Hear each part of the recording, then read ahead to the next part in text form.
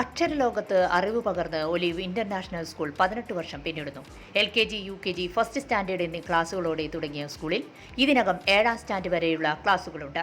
Unity charitable സൊസൈറ്റിയുടെ കീഴിലാണ് വിദ്യാലയം പ്രവർത്തിക്കുന്നത്. ചെയർമാൻ അബ്ദുൾ സത്താറിന്റെ നേതൃത്വത്തിൽ മികച്ച പ്രവർത്തനമാണ് നടന്നുവരുന്നത്.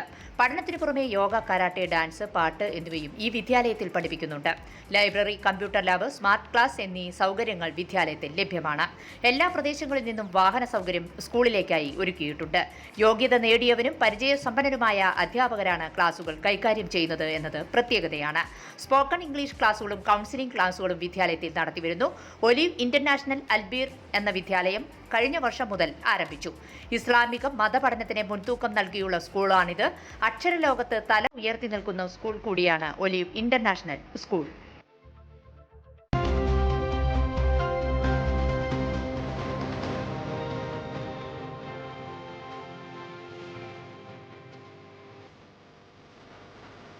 നമസ്കാരം, എനി ടൈം ന്യൂസിലേക്ക് സ്വാഗതം. മൺസൂൺ സീസൺ ആരംഭിച്ചതോടെ അതിരപ്പിള്ളി വിനോദസഞ്ചാര കേന്ദ്രത്തിലേക്ക് വിനോദസഞ്ചാരികളുടെ കുത്തൊഴുക്കായി. പാറക്കെട്ടുകളിൽ നിന്നും പുഴയിലേക്ക് പതിക്കുന്ന വെള്ളച്ചാട്ടത്തിന്റെ ദൃശ്യ ഭംഗിയും കളകളം ആരവം മുഴക്കി ഒഴുകുന്ന ചാലക്കുടി പുഴയും കണ്ടാസ്വദിക്കാൻ ഇന്ത്യക്കകത്തും പുറത്തും നിന്നുമായി ആയിരക്കണക്കിന് വിനോദസഞ്ചാരികളാണ് അതിരപ്പിള്ളിയിലെത്തുന്നത്.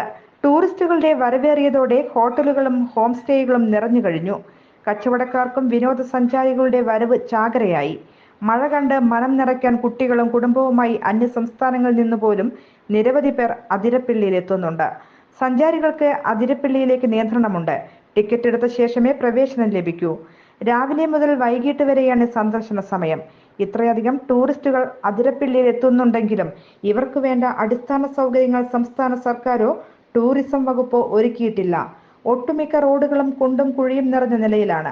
വേണ്ടത്ര വാഹന പാർക്കിംഗ് സൗകര്യമില്ല. കേരളത്തിന്റെ അറിയപ്പെടുന്ന ടൂറിസ്റ്റ് കേന്ദ്രമായിട്ട് പോലും ഏറെ അവഗണനയുള്ളതായി വിനോദസഞ്ചാരികൾ ആരോപിച്ചു. News desk, any time news. കൂടുതൽ വാർത്തകൾക്ക് ഞങ്ങളുടെ ചാനൽ സബ്സ്ക്രൈബ് ചെയ്യുക, ഫേസ്ബുക്ക് ഫോളോ ചെയ്യുക. വാർത്തകൾ വേഗത്തിലറിയാൻ എനി ടൈം ന്യൂസ്.